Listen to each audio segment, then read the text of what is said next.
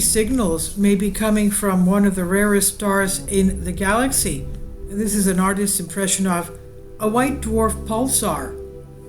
A few years ago, a radio telescope operating out of the desert of Western Australia observed something very weird.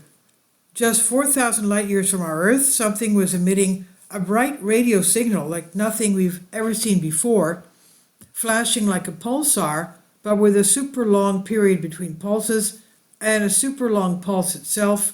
The nature of the source was impossible at that point to discern. So astronomers went looking for answers and found another one coming from 15,000 light years away. It too was difficult to pinpoint and made the crowded region of space from which it was emanating. And now they found a third one, around 5,000 light years away. This one has the longest period yet, emitting flashes between 30 and 60 seconds long every 2.9 hours, and astronomers have narrowed it down to a single source that finally could tell us what makes these curious emissions a tiny red dwarf star in a binary orbit with an even tinier white dwarf star. The long period transients are very exciting, and for astronomers to understand what they are, we need an optical image. However, when you look towards them, there are so many stars lying in the way that it's like 2001: A Space Odyssey. My God, it's full of stars, says astrophysicist Natasha Hurley-Walker of the Curtin University node of the International Centre for Radio Astronomy Research, ICRAR, in Australia. Our new discovery lies far off the galactic plane, so there are only a handful of stars nearby, and we're now certain one star system in particular is generating the radio waves. The so-called long-period transients came to widespread attention in 2022 when astronomers reported the discovery of a flashing signal in archival data from the Murchison Wide Field Array, MWA, a powerful telescope operating in low radio frequencies.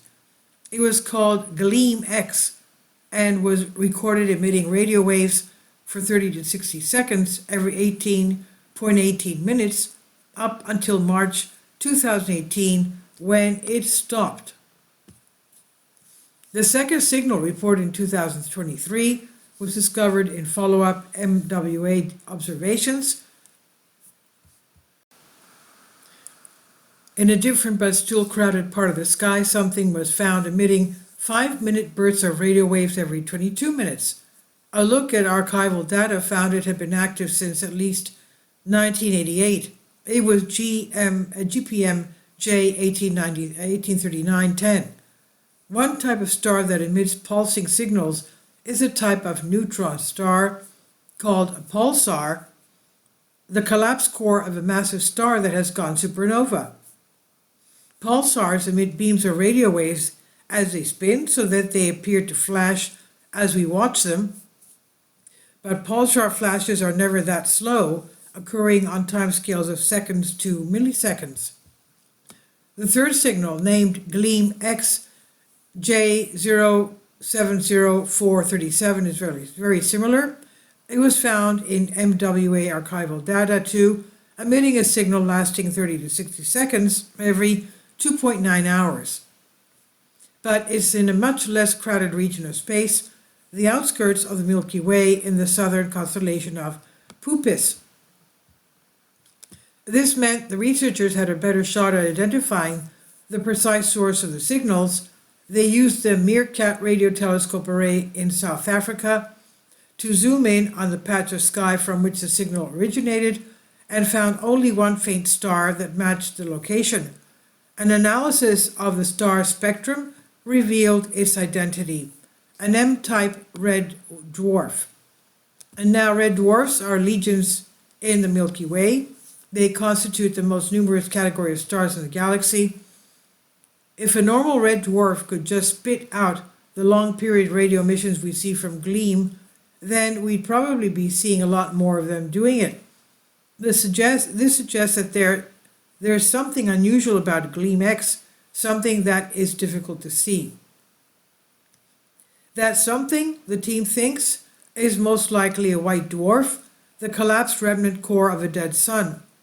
These ultra-dense objects have masses up to 1.4 suns, packed into a sphere somewhere between the size of Earth and the Moon.